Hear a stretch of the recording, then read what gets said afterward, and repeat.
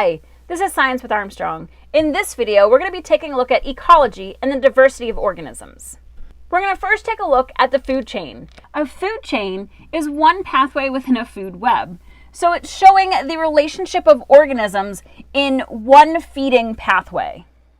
Food web is going to be all of the relationships, all of the feeding relationships between organisms. We're going to draw out a very simple food chain.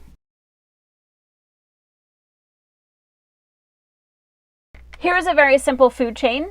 We have our grass, which is our producer. We have grasshopper, which is the primary consumer. Small bird, which is the secondary consumer. And snake, which is the tertiary consumer. If there was one above that, that would be the quaternary consumer. If you notice, the arrows are going from the food to the eater, so they're going in the direction of energy transfer. And as you transfer energy up a food web, the amount of energy available decreases in each level, or each trophic level. So each one of these levels is a trophic level. The amount of energy that is passed is 10%. So if we start off with 100% here, 10% of the energy is going to be here, 1% and 0.1% energy available for the snake. So very little energy is actually being passed between trophic levels. That is why things like a snake, there's not a whole lot of them comparatively to the grass. So if you count the amount of grass there is comparatively to the amount of grasshoppers, it decreases generally as you go up the food chain. Now if we look at a food web, we can add in other organisms. So I'm going to say a large bird, and then snake.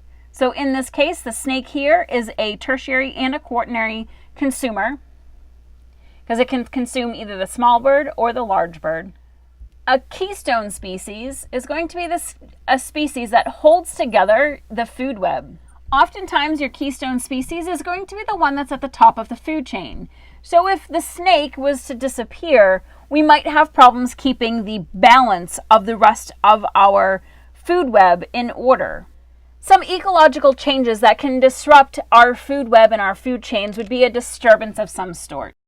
When we have a disturbance, it's going to mess with our food chain and our food web and the ecology of the area.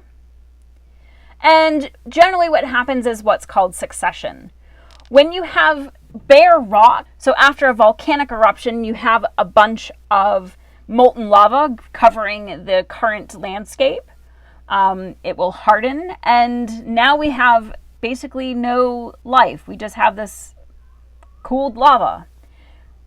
When we have that, at some point, there's going to be a species that first comes in and takes root. Generally, that's going to be a lichen or a fungus or bacteria of some sort. It's going to do some chemical weathering to that bare rock, and it's going to start breaking down that rock into smaller and smaller pieces until you have soil. Then something else, maybe a seed from another area, can drift in and take root and start to grow. So this is primary succession, when you have the changing of an ecosystem from a bare rock to a full ecosystem. When you have secondary succession, that is when you have severe disruption to the soil, but the soil is still there. So this might be something like after a fire. You have a forest fire, a lot of the vegetation is burned down, a lot of the species are now without a home or habitat, and new species can then come in and regrow the area. And there are certain species of trees and plants that generally will be the first to come in.